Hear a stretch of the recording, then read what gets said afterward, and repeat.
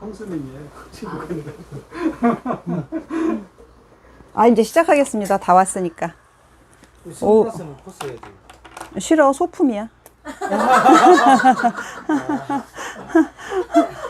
아니 내가 선글라스 쓰는 게 뭐 어때서? 응? 이게 소품이야. 응. 가져가는데. 오늘은 2012년 7월 5일 화요일입니다. 양구서점 강의 6번째 시간이고요. 날씨가 너무 더워가지고 현재 양구 기온이 34도라고 나오네요. 한 37도까지 올라갈 가능성도 있는 것 같아요. 굉장히 더운데, 제가 지금 선글라스를 쓰고 여기 앉아있는 이유가 있습니다. 낯설어 보이세요? 아니, 어떻게 해도 무조건 아름답다고 하는 윤희 선생님은 소용없고. 받고 싶어서. 아, 뭔가 본심을 감추는 사람 같아. 그러니까 내가 오늘 이야기하려는 주제가 뭐냐면은 낯설게 하기거든요. 창작자들이 이제 뭔가를 창작하면서 항상 의도적으로 낯설게 하기를 생각을 합니다. 창작이라는 거는 다른 사람이 하는 거를 따라 하는 게 아니고 자기만의 어떤 독특한 스타일을 구축하는 작업. 그게 기본이기 때문에 낯설게 하기를 이제 창작자들이 다 추구를 한다. 그 말씀을 드리려고 생뚱맞게 이렇게 안경 쓰고 보여드렸는데요. 제가 이제 드라마를 별로 안 보다가 최근에 굉장히 재밌게 본 드라마가 있었는데 나의 해방일지라는 드라마였거든요. 근데 드라마를 보는 것도 뭐 영화 보는 거나 소설 읽는 거나 다름없이 좋은 드라마는 굉장히 이제 깊은 어떤 감동도 주고 재미도 주고 그리고 뭔가 이렇게 삶에 대해서 성찰을 하게 하는 그런 힘이 있습니다. 좋은 드라마들은. 근데 이제 이 드라마가 박혜영이라는 작가가 쓴 드라마인데 제가 박혜영 작가의 원래부터 오래전부터 팬이거든요. 박혜영 작가의 그 출세작은 뭐냐면은 올드미스 다이어리라는 아주 오래된 90년대 드라마일 거예요, 아마. 그 시츄에이션 드라마가 있었는데 그 드라마에서 굉장히 그 뭐랄까 일상적이면서도 뭔가 그것도 역시 깊은 울림이 있는 그런 작품이었다고 기억을 하고요.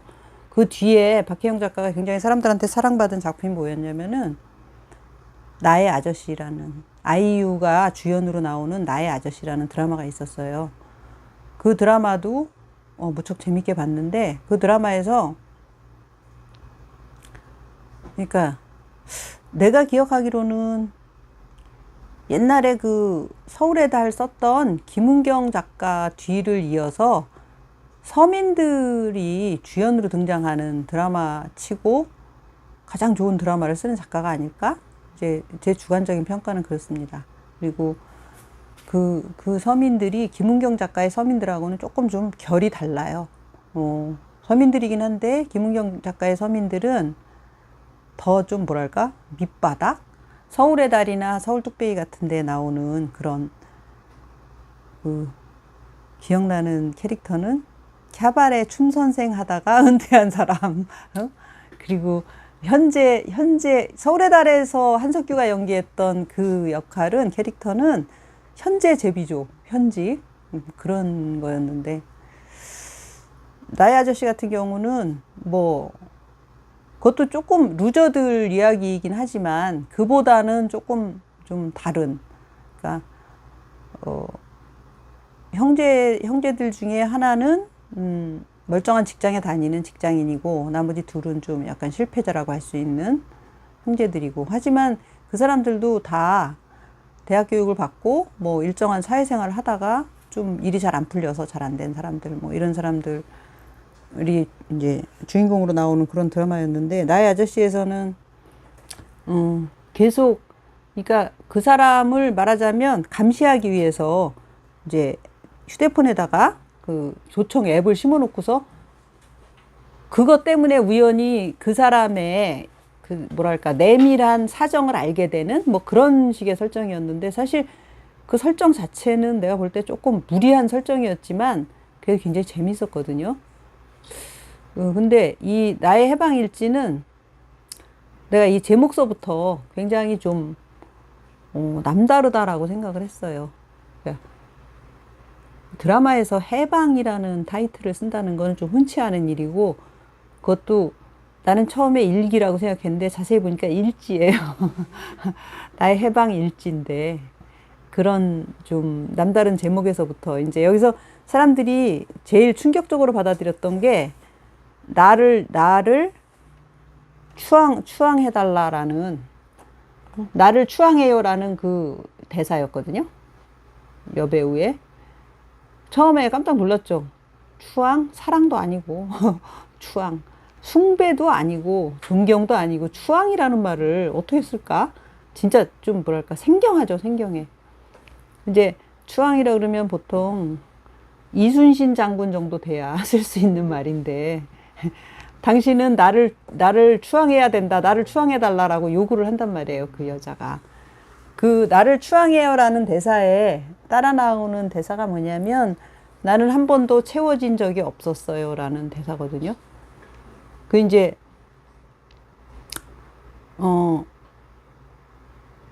그러면 저기 왜 내가 너를 추앙해야 되냐? 나는 왜 내가 너를 추앙해야 되는지 모르겠다. 이 상대방 남자가 그러니까 너는 누군가를 추앙해 본 적 있느냐라고 이렇게 되묻거든요. 그러니까 그러면 내가 당신을 추앙하겠다 이래요.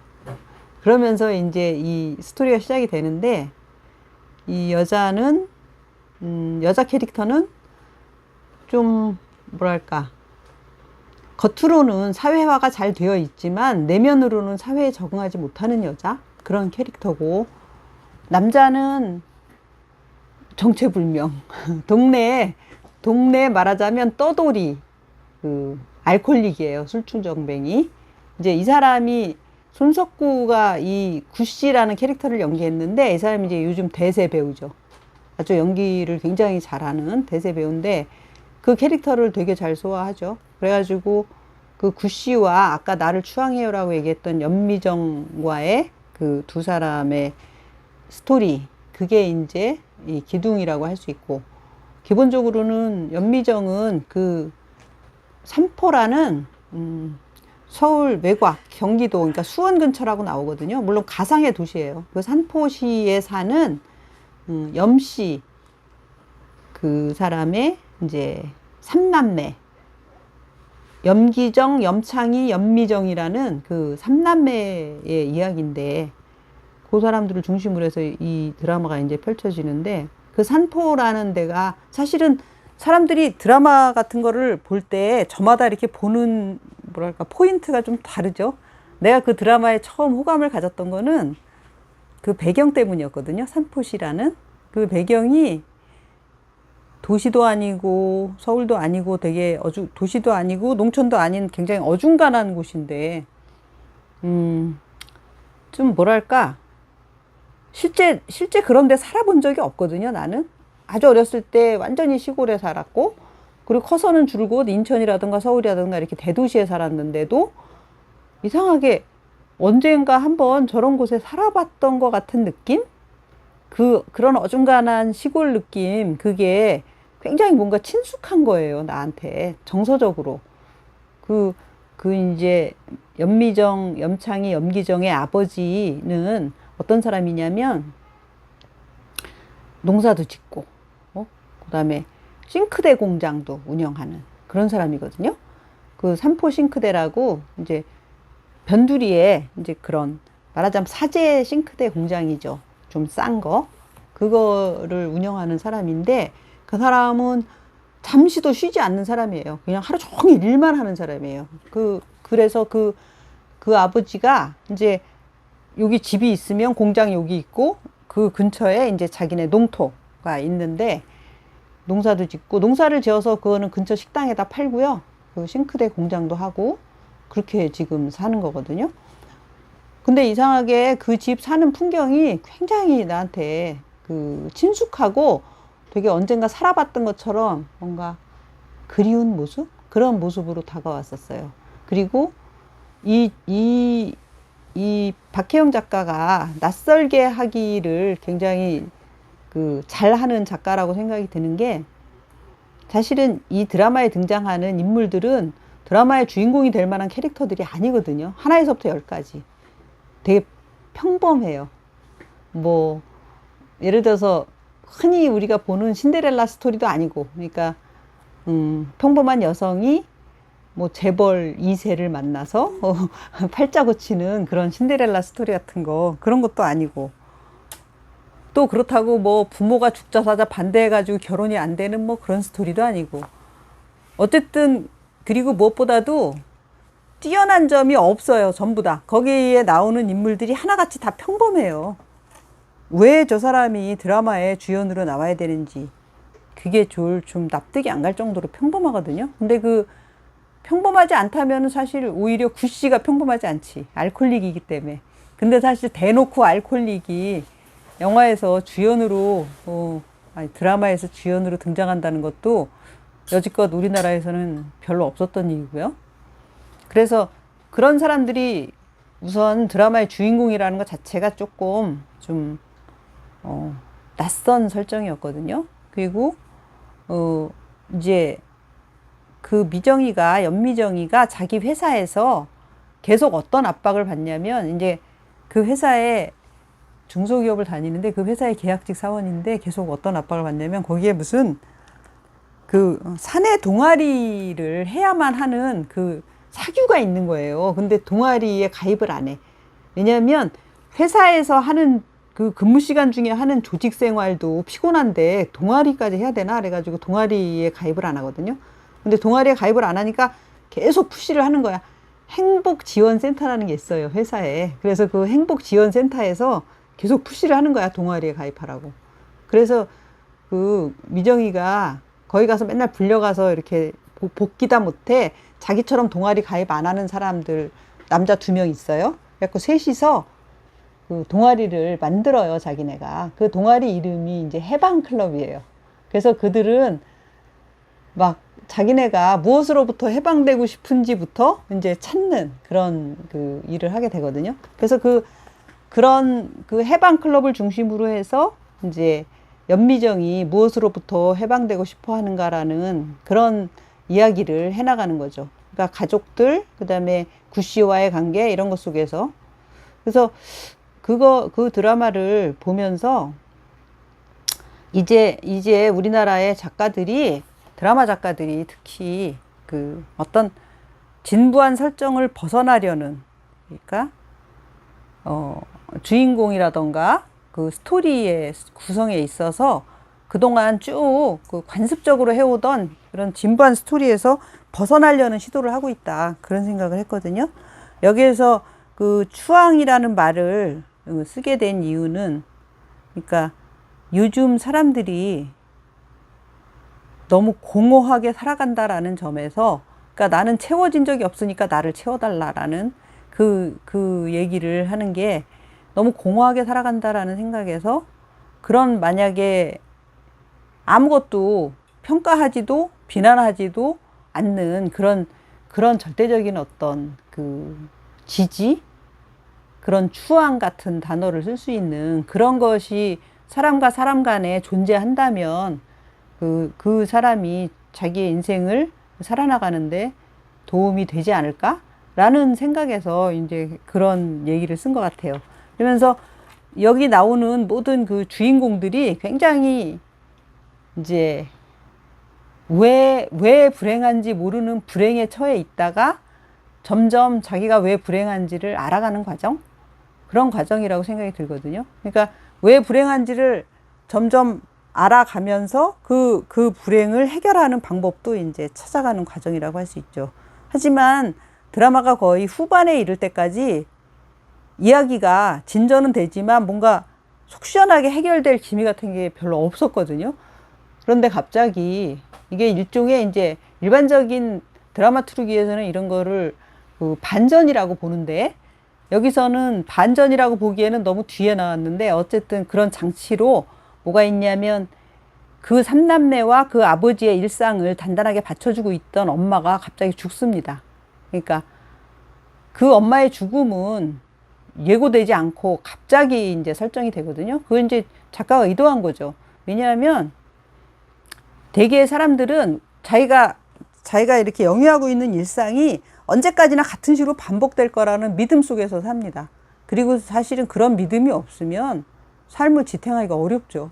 그래서 그런 믿음 속에서 계속 살고 있는데, 그 자기의 불평하면서도 큰 문제는 없는 일상이라는 게 또 어떻게 지탱되는지 보통 사람들은 잘 이해를 못합니다. 그러니까 예를 들어서 이 드라마에서의 이 엄마처럼 존재감도 없고 불평도 안 하는 어떤 사람의 희생에 의해서 자기네들의 그 일상이 아무 문제 없이 영위되고 있다는 거를 의식을 잘 못하죠. 그 존재가 사라지기 전까지는. 갑자기 이제 이 엄마라는 존재가, 이 엄마가 그 죽음에 이르는 과정이 드라마에서 어떻게 묘사되냐면, 하루 종일 이 엄마는 사실 공장 일도 돕고요, 밭일도 하고요, 가사도 다 혼자 도맡아 합니다. 그리고 진작에 결혼해서 떠났어야 될 아이들이 삼남매가 전부 다 집에서 엄마 밥 먹고, 서울에 있는 직장에 다니면서 경기도에서 직장 다니기 힘들다고 계속 불평하면서 그 다 큰 자식들 셋이 엄마 밥을 먹고 있는데, 사실 그 엄마의 소원은 애들이 다 결혼해서 집 떠나는 거였거든요. 근데 이제 하나도 치우지 못한 채로 이 엄마가 평소와 똑같은 그 일을 다 하고, 그날은 특별히 제일 시집가기 어려울 것처럼 보이는 맏딸이 이제 사귀는 남자가 있다고 듣고서 나한테 소개하라 그러니까 계속 소개를 안 해요. 왜냐하면 이혼하고 딸이 하나 있는 남자인 거예요, 그 남자가. 그래서 소개를 안 하는데, 그날은 내가 가서 살짝 보고만 오겠다고 하고 해서 둘이 만나는 자리에 가서 그 이제 딸의 신랑감을 사귀는 남자를 보고 돌아오거든요. 그리고 이제 장에 가서 저녁 그 반찬거리도 사고 집에 돌아와서 밥을 안 칩니다. 밥을 해서 압력밥솥에 해가지고 가스레인지에다 올려놔요. 올려놓고 너무 피곤해서 방에 들어가서 잠깐 누워요. 누워 있는데 아들이 이제 퇴근해서 돌아와서 보니까 밥이 막 타고 있는 거예요. 그래서 이제 막 엄마한테 가서 막 화를 내면서 밥 타지 않냐고 막 그래. 엄마 밥 타잖아요. 막 그래. 그런데 아무 소리가 없어. 그래서 들여다보니까 이제 엄마는 죽었어요. 그렇게 그 엄마의 죽음이 나오거든요, 그 드라마에서. 보통 드라마에서처럼 뭐 암 걸렸다 뭐 했다 그러면서 막 한 4회에서 5회분 정도 막 온 가족이 징징 울고 이런 게 전혀 안 나오고요. 갑자기 엄마가 평소와 똑같은 일상을 보내던 하루 저녁에 밥을 안 쳐놓은 채로 이제 죽게 되는 그런 설정으로 가거든요. 그게 이제 작가가 말하고자 하는 바가, 죽음은 항상 우리 일상 속에 잠재되어 있다가 예고 없이 찾아올 수 있다라는 그런 메시지죠. 그리고 그런 죽음은, 나 자신의 죽음은 오히려 죽으면 끝나는 거니까 아무것도 아니죠. 근데 나와 가장 가까운 사람, 그리고 나를 위해서 말없이 희생하던 사람, 내 일상을 지탱해주던 그런 사람의 죽음이라는 거는 그 사람들에게는 거의 청천벽력이나 다름없어요. 그래서 그 염씨 가족도 전부 다 엄마의 존재는 그냥 저기 싱크대처럼 저기 있는 걸로만 생각하다가 갑자기 엄마가 죽음으로써 아버지, 그 다음에 이 삼남매의 삶이 확 바뀌게 됩니다. 당연히 바뀌게 되죠. 뭐 불편함은 말할 것도 없고, 그러면서 이제 이야기가 3년이 이제 이렇게 건너뛰면서 이제 변화된 삶이 나오거든요.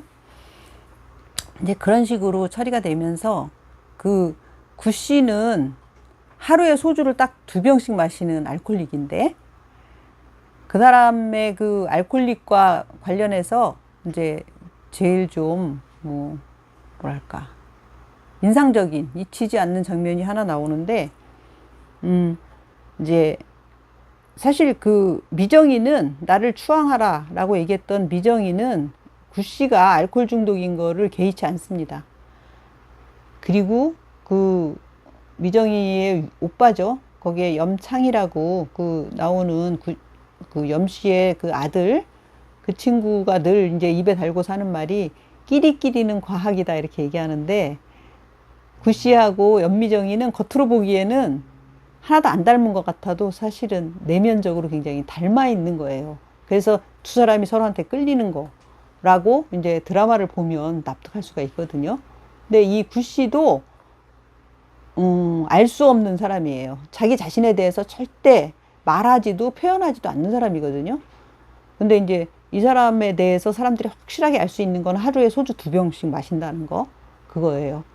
그 편의점에 가서 꼭 소주를 2병 사옵니다. 그래갖고 그 소주 2병을 사서 검은 비닐봉지에 이렇게 담아가지고 집으로 돌아오는 그 구씨의 모습이 여러 차례 이렇게 걸어가는 모습이 여러 차례 나오거든요. 그 쓸쓸함? 존재의 근원적인 고독이라고 할 수 있는 거죠. 그 소주 2병 들고 걸어가는 알코올이 걸린 아직 젊은 남자인데, 그게 이제 염창이가, 연미정이 오빠가 그 구씨네 집에 이제 드나들다가 어느 날 뒷 원룸 같은, 좀 큰 원룸 같은 그런 셋집이죠. 월세집에 드나들다가 어느 날 뒷베란다에 우연히 이렇게 보니까 소주병이 꽉 들어차 있는 거예요. 그러니까 하루에 2병씩 딱딱 마시니까 1년이면은 한 700개가 넘는 그 소주병이 있을 거 아니에요?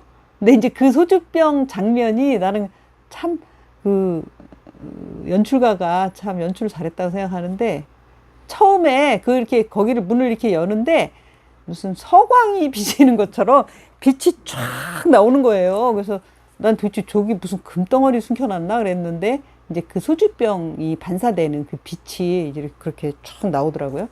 그래서 이제 그 염창이가 자기 그 친구하고 같이 자기 딴에는 이제 잘한다고 생각하고 그 소주병을 치워주려고 합니다. 그래갖고 이제 마대자루 갖고 와서 둘이서 그걸 막 치우거든요. 담아가지고 이제 내가거든요, 밖으로. 근데 뭐 보통 많은 게 아니기 때문에 그게 간단히 하루에 처리할 수 있는 일이 아니죠. 근데 구씨가 와서 그 장면을 보고서 굉장히 화를 내거든요. 그 화를 내면서 뭐라 그러냐면, 얘네들은 이제 호의로 한 일인데 화를 내니까 왜 그럴까? 그러는데 구씨가 그래요. 니네는 네가 싼 똥 누가 치워주면 좋으냐? 이래. 그러니까 자기의 어떤 그게 부끄러움이죠. 자기의 수치를 다른 사람이 마음대로 손대는 거를 원치 않는 거예요. 거기서 이제 그 작가가, 그러니까 인간에게 있어서 자존이라는 것은 무엇인가라는 질문을 하는 거죠. 그러니까 부끄러움조차도 남들이 함부로 손대면 안 되는 게 인간의 자존이라는 거죠. 그러니까 남의 부끄러운 구석을 함부로 건드리는 거는 일종의 모욕이다라는 그 얘기거든요. 그래서 그 장면 되게 인상에 남고요. 그리고 이제 엄마가 돌아가시고 나서 아버지도 중풍이 오는 것 같아요. 나중에 이제 자세하게 이야기는 나오지 않지만, 그리고 뜻밖에도 아버지가 재혼한 걸로 나옵니다. 그리고 3남매는 서울에 올라가서 사는 걸로 나오고요. 그래서 이제 그 큰딸의 이야기도 상당히 인상적인데, 이제 그거는 생략하기로 하고, 추앙 커플 구씨하고 미정이가 나중에 어떻게 됐을까?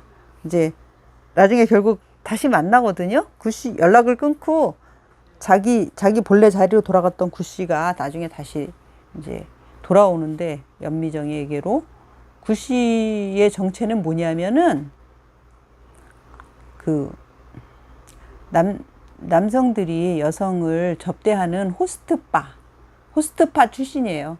그래서 호스트바의 마담 출신이야. 그러니까 그러면서 이제 거기서 말하자면은 뭐 그런 유흥업소를 여러 개 경영하는 어떤 회장 밑에서 일하는 그런 사람인데, 뭐 간단히 얘기하면 한국 영화에서 많이 등장하는 일종의 건달류라고 할 수 있죠. 유흥업소 운영자 그런 건데, 계속 술을 마시면서 자기가 원래 하던 일로 돌아가서 클럽에서 일하고 이렇게 하다가 결국은 연미정이한테 이제 돌아오거든요. 마지막 장면에서 그 엔딩 장면이 되게 인상적인데, 이제 구씨가 또 이제 편의점에서 술 사가지고 나오다가 주머니에서 500원짜리 동전이 하나 떨어지거든요. 그래서 동전이 막 굴러가요. 그래서 하수구 앞에서 동전이 딱 멈춥니다. 이렇게 줄친 사이로 꼭 빠질 것처럼 굴러가다가 그 앞에서 딱 멈추거든요. 그거를 구씨가 이제 이렇게 집어드는 장면이 나오는데, 사실은 보통 사람들이 그 장면을 보고서 왜 해필이면 드라마의 엔딩에 저런 장면이 나오는지 좀 잘 해석을 안 하는 사람들이 더 많을 것 같은데, 이제 또 호사가들이, 그리고 또 잘난 척하기 좋아하는 사람들이 평론가들이 막 그 동전 장면을 해석을 많이 하더라고요. 그러니까 그 500원짜리 동전은 구씨다, 이제 이런 식으로 해석을 하는 거죠. 이제 굴러 떨어질 것 같이 보였지만 아직 안 굴러 떨어졌다. 근데 이제 언제든 굴러 떨어질 수 있는 상황인 거지. 그러면서 해피엔딩도 아니고 그렇다고 새드엔딩도 아닌, 그러니까 뭐 소위 사람들이 얘기하는 열린 결말이라고 할 수 있는 건데, 어떻게 보면 삶이라는 거는 그와 같은 모습일 수도 있다라는 얘기겠죠. 그러니까 구씨만 그런 게 아니고 언제든지 굴러떨어질 수 있는 저 앞에서 멈출 수도 있고 그냥 굴러떨어질 수도 있는 게 삶이다라는 그런 이야기일 수도 있겠죠. 그래서 어쨌든 그렇게 드라마가 끝이 나는데, 그 드라마를 내가 쭉 보면서 같은 시기에 우리들의 블루스라고 노희경 작가 작품도 했었거든요. 그것도 봤는데, 이제 그거보다는 나는 나의 해방일지를 더 좋아했는데, 좀 사람들이 호불호가 갈려요. 노희경 작가 드라마를 더 좋아하는 사람들도 있고요. 시청률은 그게 더 많이 나왔어요. 근데 박혜영 작가는 워낙 매니아층이 있어가지고 이 사람 드라마를 더 좋아하는 사람들도 많이 있고, 그러니까 스타일이 완전히 다르죠. 스타일이 완전히 다르고 저마다 추구하는 바가 다른데, 어쨌든 드라마의 어떤 그 낯익은 틀 같은 거를 깨트린다는 점에서는 박혜영 작가의 작품이 좀 뛰어난 거고, 노희경 작가도 사실은 박혜영 작가 못지않게 독특한 작가거든요. 그리고 젊었을 때는 더욱더 독특했었어요. 근데 이제 이번에 내가 우리들의 블루스 보면서 노희경 작가도 약간 나이가 먹었구나. 그러니까 안정감이 생기면서 조금 뭐랄까 통속적으로 변했다고 할까요? 그런 느낌이 들었거든요. 그래서 그 드라마도 뭐 재밌게 보긴 했는데, 이렇게 나의 해방이 일지처럼 뭔가 낯설면서도 제일 쓰기 힘든 게 평범한 사람들의 이야기란 말이에요. 근데 그 평범한 사람들의 이야기를 너무너무 실감나게 그렸다라는 점에서 적절한 답이 떠오르지 않네요.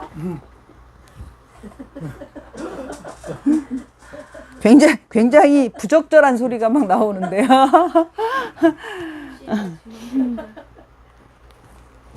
무슨 얘기인지 잊어먹었다. 통속적으로 나이가 들어서 그런지 좀 통속적으로 변했다, 이런 느낌도 살짝 들긴 했지만, 역시 뭐 그래도 지금도 굉장히 뛰어난 작가죠. 문제의식이라든가 이런 거는.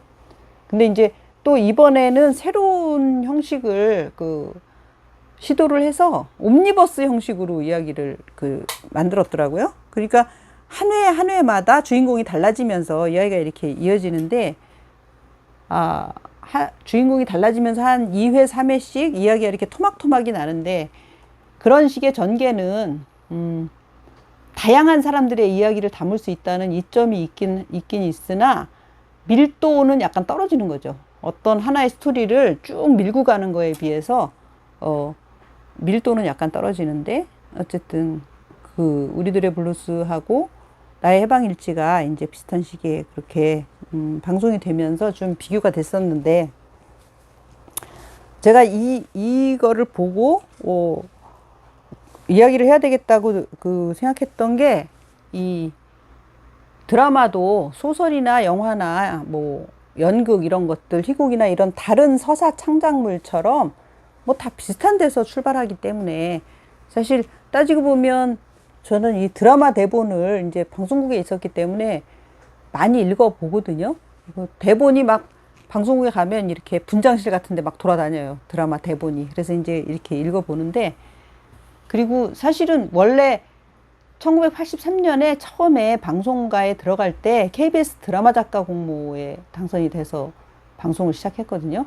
근데 드라마를 못 쓰고 다큐멘터리를 쓰게 됐는데, 드라마를 못 쓰겠더라고요, 저는. 그러니까 이 뭐랄까, 소설을 쓰던 사람이어서 그런지 드라마를 너무 진지하게 작품으로 받아들이니까 방송국에서 그거가 지금 같았으면 혹시 예를 들어서 박혜영 작가 같은 개성도 받아들여질 수도 있었을지 모르겠는데, 옛날에는 진짜 그게 잘 안 받아들여졌거든요. 그래서 드라마 작가가 되지 못했는데, 어쨌든 드라마 작가로 출발을 했고, 또 소설을 쓰긴 했지만 희곡 작품을 굉장히 좋아하거든요, 제가. 그래서 젊었을 때 희곡 작품을 되게 많이 읽었기 때문에 이 극 드라마에 대해서 이제 관심이 많이 있었던 거죠. 기본적으로 그러니까 서사가 있는, 이야기가 있는 창작물에 이제 기원이라고 할 수 있는 거는 보통은 그리스 비극, 연극이 기원이라고 이렇게 생각을 하지만, 사실은 이제 문학개론 시간에 배우는 서사물의 기원은 시입니다, 시. 그리고 모든 쓰여진 그 작품, 픽션의 기원도 시죠. 이제 우리가 잘 알고 있듯이 시라는 것 중에서 서사시입니다. 이야기가 있는 시. 그리고 지금도 산문시도 있고, 지금도 서사가 있는 시를 쓰는 사람들이 많이 있죠. 스토리가 있는 시를. 그래서 그리고 또 그 서사시, 시는 원래는 또 음악이었던 거고요. 그러니까 노래죠, 노래. 그러니까 이 원시 시대에서부터 어떤 그 제의를 할 때, 제례의식을 할 때 불렀던 그 노래, 음악, 거기에서부터 시가 나오고, 그것이 서사시의 원형이 되고, 그 서사시에서부터 그리스 비극, 그 연극이 나온 거니까, 그게 이제 스토리를 가진 그 작품, 서사물의 기원이라고 할 수 있는데요. 그리스 비극을 제대로 읽어보기는 굉장히 어렵죠. 아직 그 원전이 남아있는 작품이 그렇게 많지도 않고요.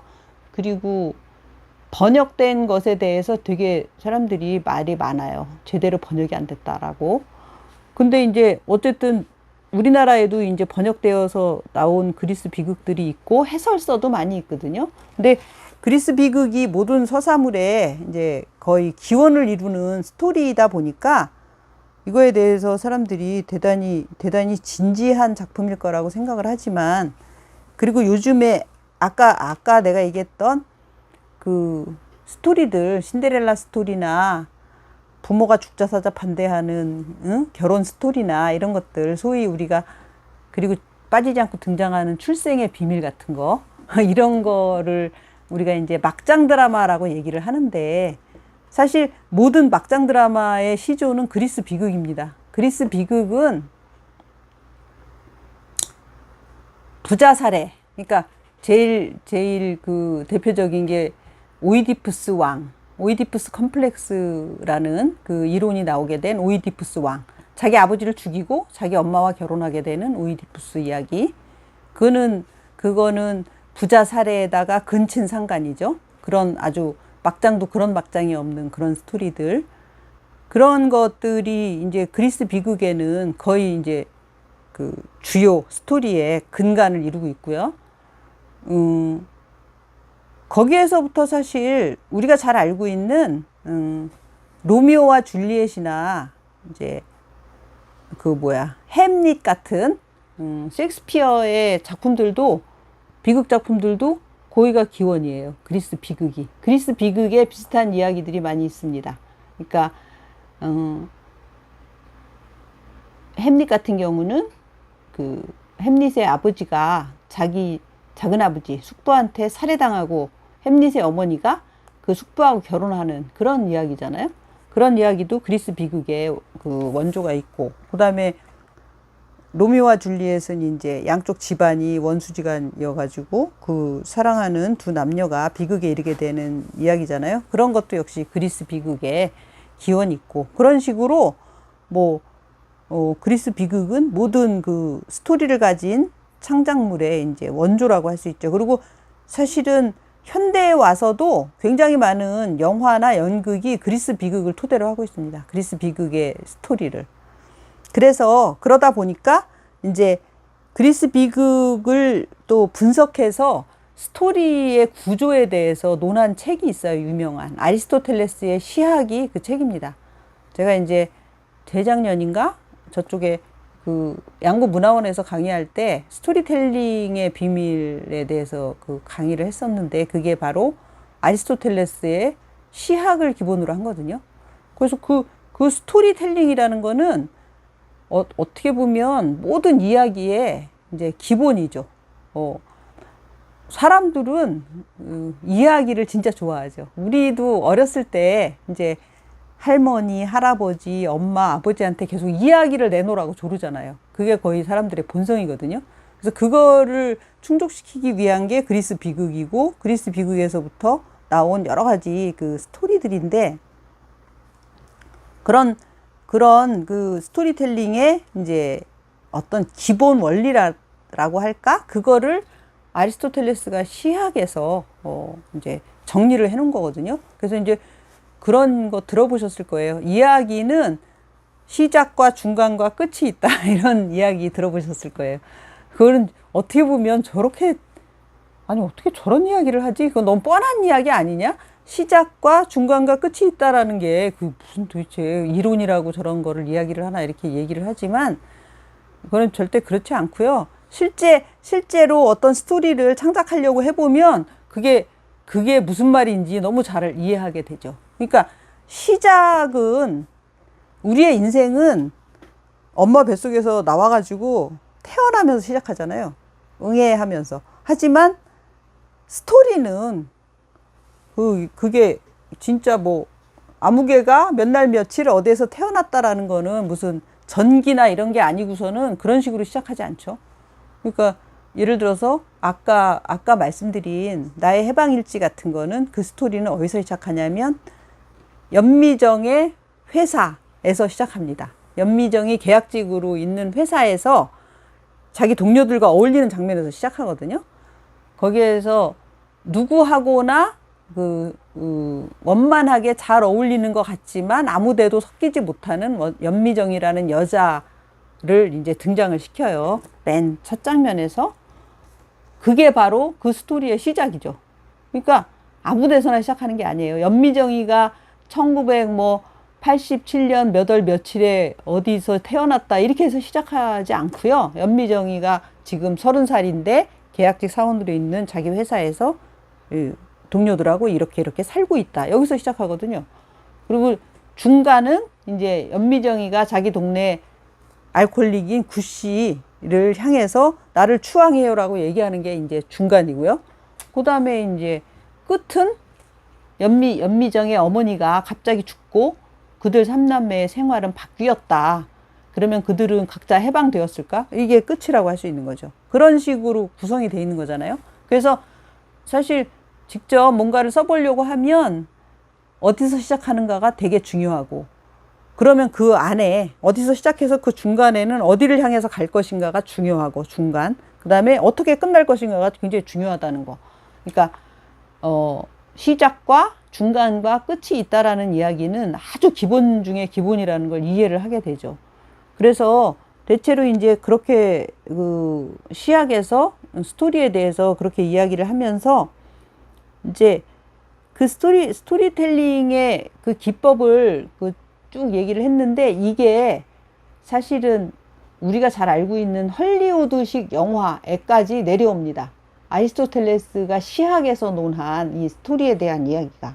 그래서 이제 우리가 굉장히 익숙하게 알고 있는 헐리우드 영화, 그 유명한 흥행작의 스토리는 전부 다 아리스토텔레스의 시학에 나오는 스토리텔링 기법에서 나온 거예요. 그래서 어떻게 보면은 다 똑같아요. 그러니까 아주 단순화해서 보면 똑같습니다. 그러니까 어떤 이제 기본적으로 대체로 이제 어떤 영웅이 있어요. 히어로가 등장을 해요. 히어로가 있고 어떤 사회 혹은 뭐 인류 뭐 미국 아니면 뭐 어디가 위기에 처합니다. 그러면 그 히어로가 그 위기를 해결하려고 나서고 그 히어로가 온갖 개고생 끝에 그 위기를 해결한다. 결국 그 스토리의 대부분이 다 그 스토리거든요. 그리고 거기에 이제 이 위기를 초래하는 악당이 등장을 합니다. 그게 뭐냐면 흔히 얘기하는 빌런이라고 해가지고 악당. 히어로와 빌런이 싸우는 이야기가 거의 모든 헐리우드 스토리의 기본이거든요.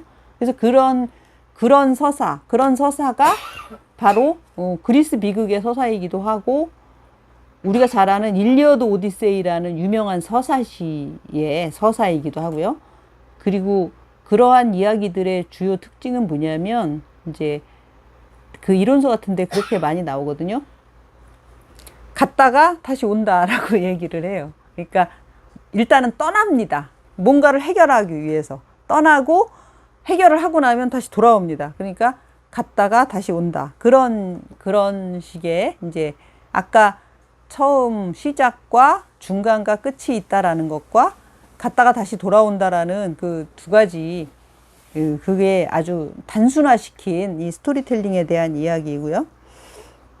근데 이제 이렇게 그 스토리텔링의 이론의 기원이 굉장히 오래되고 또 너무나 오랫동안 통용되다 보니까 이것은 뭐가 됐냐면은 클리셰라고 해가지고 매우 진부하고 뻔한 얘기가 된 거예요.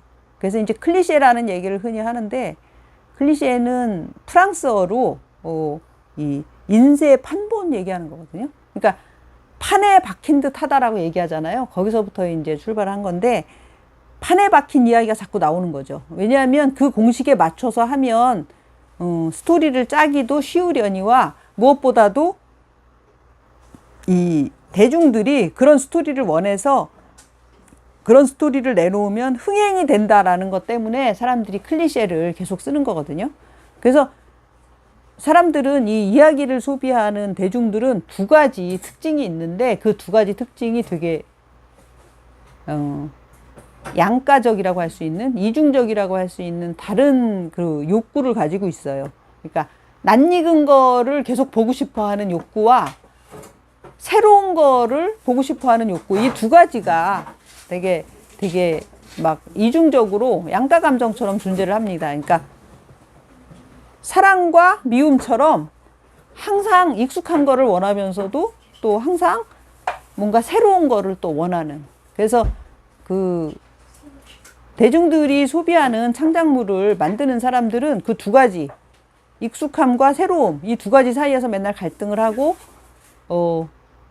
흔히 우리가 옛날에 기획회의 같은 거 할 때 흔히 듣는 얘기가 뭐냐면 익숙하면서도 새로운 거를 만들어라 이렇게 얘기하거든요.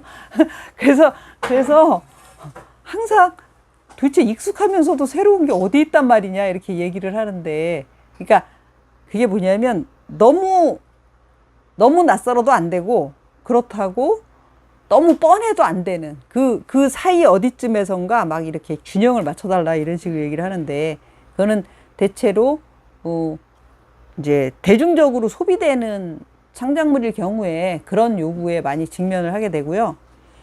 그보다 조금 더 이제 우리가 알기로 훨씬 더 진지한 작업을 하는 사람들 있잖아요. 그러니까 간단히 말해서 책 안 팔려도 상관없다. 나는 내 길을 가겠다. 이렇게 생각하는 사람들.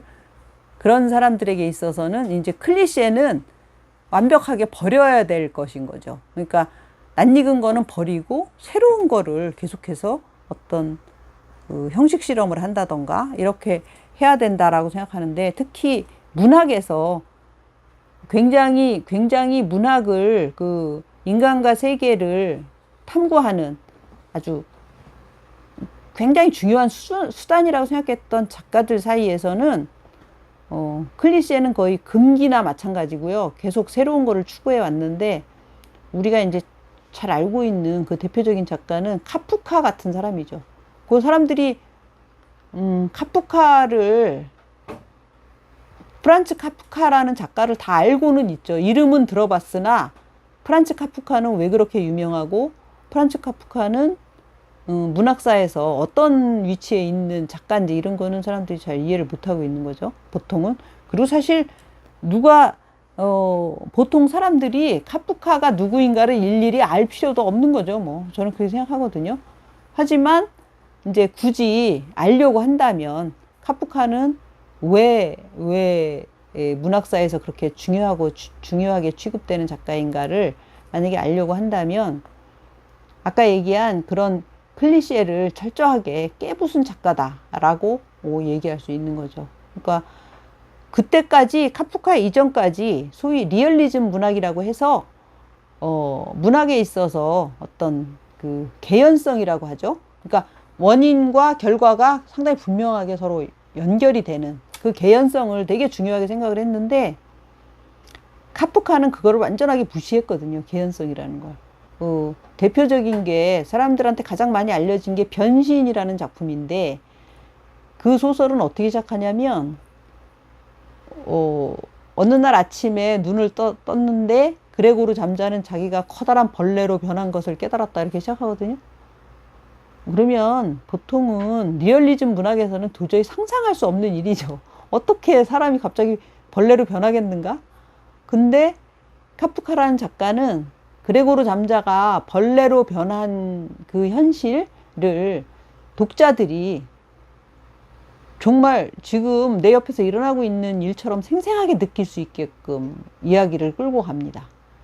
그거를 어떻게 카프카가 그거를 사람들한테 설득시키냐면 그레고르 잠자의 의식 속에서 일어나는 일도 일이지만 벌레로 변한 그레고르 잠자를 대하는 가족들의 태도, 그 다음에 거기에서 그 집에서 세를 사는 사람들의 태도를 통해서 그레고르 잠자라는 멀쩡한 인간이 벌레로 변한 현실을 사람들이 받아들이지 않을 수 없게끔 설득을 하거든요.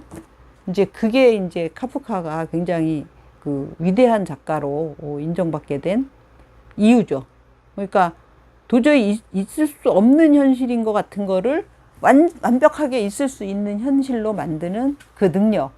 그것도 아주 종전까지 소설에서 그 써오던 클리셰를 완벽하게 부수면서 받아들일 수 있게 하는 능력. 그런 것이 이제 카프카의 그 변신이고요. 사실은 이런 형식 실험에서 가장 또 문학사에서 제일 중요한 작가로 꼽는 게 누구냐면 세르반테스입니다. 돈키호테를 쓴 작가죠. 돈키호테는 이제 사실은 그거는 굉장히 어떻게 보면 익숙한 스토리였어요. 당시 사람들에게. 왜냐하면은 기사의 모험담이기 때문에. 기사의 모험담이기 때문에 굉장히 익숙한 스토리이긴 한데 세르반테스가 제시하는 방식은 그때까지 알려졌던 기사의 모험담하고는 전혀 다른 방식인 거예요. 그러니까 그 기사의 모험담이 우리가 지금 흔히 영화로 보는 판타지라면 그때까지 사람들이 알고 있었던 기사의 모험담이 이 세르반테스가 쓴 돈키호테는 일종의 블랙 코미디였던 거죠. 그래서 실제 세르반테스는 돈키호테는 실제 기사가 아닌데 자기가 기사라고 착각하고 날뛰는 인간이잖아요.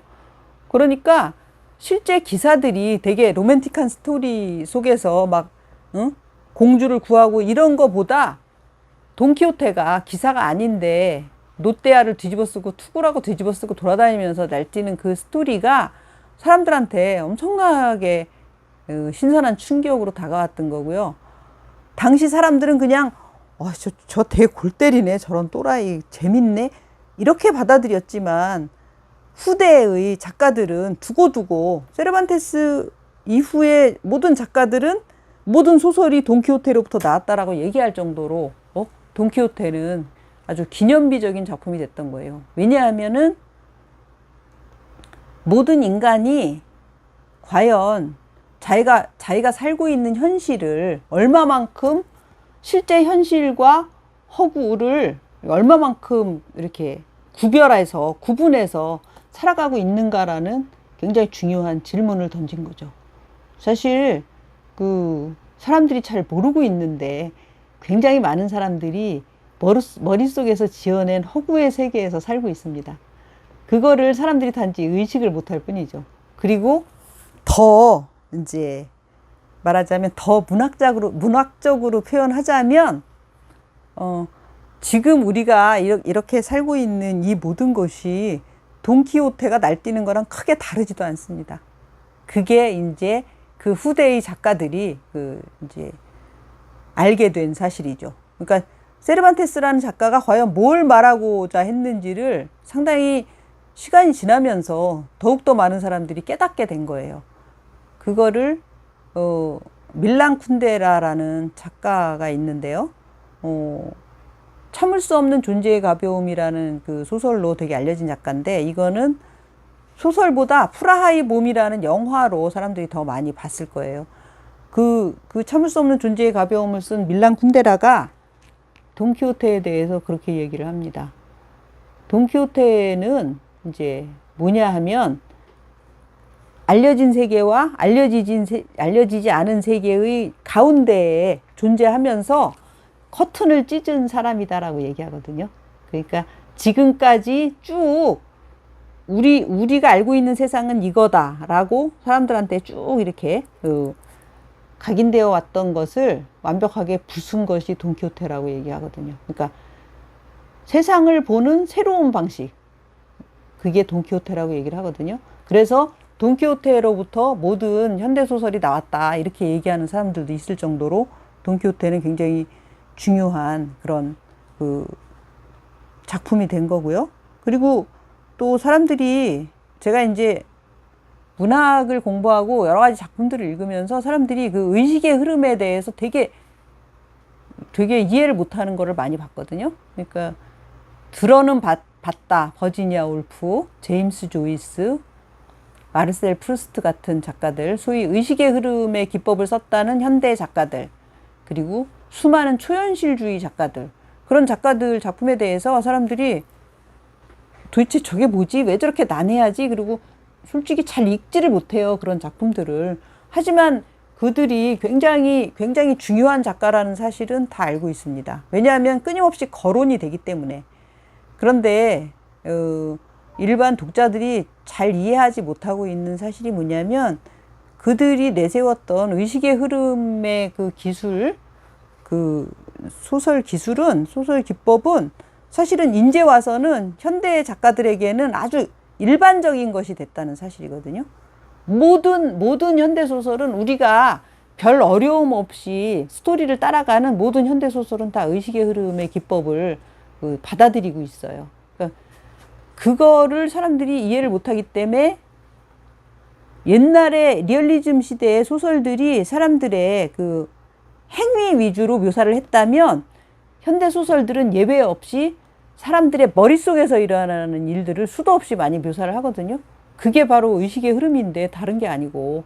그래서 이제는 너무나 익숙하고 일반화되어서 의식의 흐름조차 하나의 클리셰가 될 정도로 일반화됐기 때문에 사람들이 의식을 못하고 있다 뿐이지, 실은 의식의 흐름 기법은 굉장히 이제 익숙한 기법이 됐다.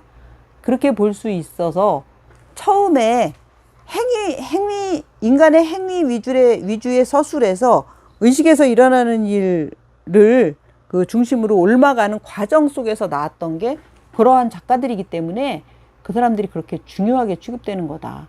그거를 이제 이해하시면 될 것 같고요. 그리고 그거는 영화에서도 마찬가지입니다. 영화에서도 사람들이 이제 영화를 볼 때 뭐 미장센이라는 얘기도 하고, 뭐 몽타지 기법이라는 얘기도 하고, 뭐 여러 가지 얘기들을 하는데, 사실 이 몽타지 기법이라는 것도 지금은 모든 영화에서 다 쓰는 편집 기술이지만, 옛날에 그 몽타지 기법이 처음 나왔을 때는 굉장히 충격적인 기술이었거든요. 그 편집 기술 중에 그 유명한 세르게이 에이젠슈타인이라는 그 소련 영화 감독이 있는데 몽타주 기법을 본격적으로 그 영화에 도입한 게 에이젠슈타인이라고 하는데 그 사람이 유명한 오데사의 계산 전함 포템킨이라는 그 영화에서 오데사의 계단 장면을 찍는데 이제 그 계단에서 말하자면 시위대 군중을 진압하는 장면을 찍었는데 그 전까지는 그런 장면을 찍을 때 몹신이라 그래가지고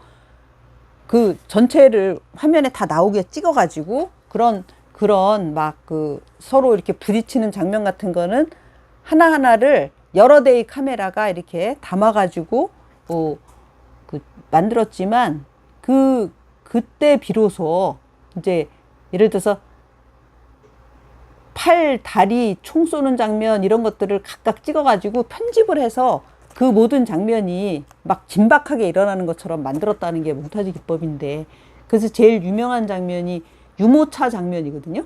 그러니까 애기 엄마가 막 울부짖는 장면이 나오고 나서 빈 유모차가 오데사의 계단이라는 게 굉장히 길어요. 위에서부터 아래까지 쫙 빈 유모차가 굴러 떨어지는 장면이 나오는데 거기에서 다른 아무런 설명이 없어도 저 애기 엄마가 유모차를 끌고 가다가 여기에서 그 시위 진압대한테 이제 부딪혀가지고 애기를 잃었다라는 거를 사람들이 충분히 알 수 있게끔 그 길고 긴 계단을 유모차가 쭉 굴러 내려오는 장면을 편집해서 보여줘서 그거가 이제 굉장히 기념비적인 작품이라고 하는데 지금은 몽타주 기법을 안 쓰는 영화가 없죠. 제가 이제 엊그저께도 하도 그 사람들이 많이 본다고 해가지고 범죄도시 2를 한번 가봤거든요. 재밌나 해가지고 1200만이 들었다고 하더라고요. 되게 흥행 영화라고. 그래서 여기 양구 정중앙 시네마가 이제 최근에 다시 개관을 했길래 가서 그 영화를 봤는데 이제 그런 영화들 있잖아요. 상업 영화 중에서도 완전히 그 오락 영화, 킬링 타임용으로 만든 영화들. 그런 영화들에 있어서는 지금 뭐 몽타주 기법이 없으면 아무것도 안 되죠. 그러니까 소위 뭐 격투씬 이런 거에서 이렇게 한 대 쳤다.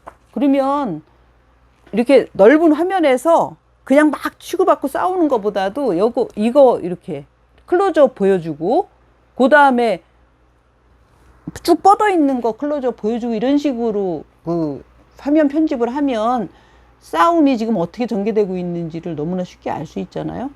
근데 이제 그 몽타주 기법이 편집 기술로 굉장히 장면들을 그 장면에 어떤 일어나고 있는 일들을 효과적으로 전달하긴 했는데 그거를 계속 하다 보니까 사람들이 그것도 역시 하나의 클리셰로 느끼기 시작하는 거죠. 그리고 이제 특히 몽타주 기법에서 그 많은 사람들이 비판한 부분은 뭐냐면은 현실을 왜곡한다는 거죠.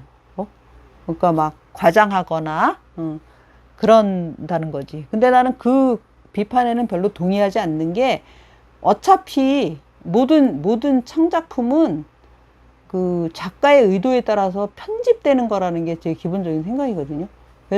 그래서 몽타주 기법이 현실을 왜곡한다라는 이야기에는 별로 동의하지 않지만 그 대신에 다른 표현 방법도 수용할 수 있고 같이 써야 된다는 데는 동의합니다. 그래가지고 소위 롱테이크라던가 이제 미장센이라 그래가지고 감독들의 어떤 연출의 그 전체적인 폭, 깊이 이런 거를 이렇게 드러내기 위해서 넓게 보여준다라던가 이런 거는 뭐 얼마든지 할 수 있고요.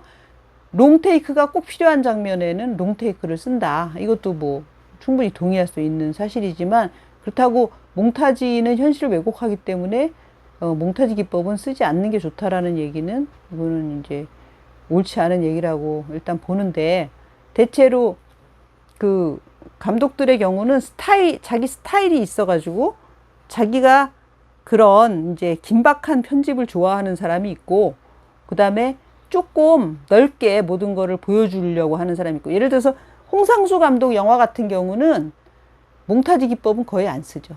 그러니까 롱테이크 위주로 찍습니다. 그러니까 한 장면에 이제 여기 있는 사람들이 다 들어오는 그리고 그 사람들이 예를 들어서 5분이나 10분 동안 하는 행동이나 말 같은 게 쭉 편집 없이 쭉 나오는 그런 거를 많이 쓰거든요. 만약에 자기가 그것이 현실을 반영하는 거라고 생각해서 그렇게 만들고 싶으면 당연히 그렇게 해야 되는 거죠. 그래서 그런 것들을 이제 제가 오늘 그 낯설게 하기에 대해서 이제 서사 창작물을 이해하는 데 있어서 왜 창작자들이 낯설게 하기를 하느냐 거기에 대해서 설명을 드렸는데요. 그거는 아까 말씀드린 것처럼 익숙함을 깨트리는 클리셰를 깨트리는 게 어떤 새로운 세계를 창조하는 데 있어서 가장 기본적인 일이기 때문에 의도적으로 그렇게 한다.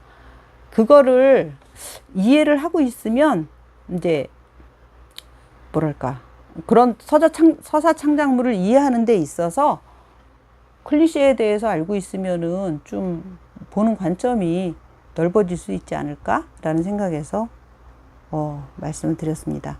그리고 특히 영화에서는 우리가 항상 그 거론되는 사람이 찰리 채플린이거든요. 그러니까 영화사에서 굉장히 중요한 역할을 했다라고 평가받는 찰리 채플린인데, 마지막으로 이 채플린이 한 이야기를 하나 들려드릴게요. 이게 채플린의 발언 중에서 제일 유명한 발언이라고 생각을 하는데, 이 사람이 저기 코미디언으로 유명하잖아요. 배우이자 영화 감독이기도 하고 작곡도 하고 막 그랬는데 여러 가지 다재다능한 사람이긴 하지만, 삶은 가까이에서 보면 비극이요, 멀리서 보면 희극이다, 이렇게 얘기했거든요, 찰리 채플린이. 요즘에 제 생각도 이거랑 굉장히 비슷합니다. 자세히 생각해 보면 굉장히 비극적인 게 인생인 것 같은데, 조금 떨어져서 여러 인간 군상들의 삶을 보면 코미디죠.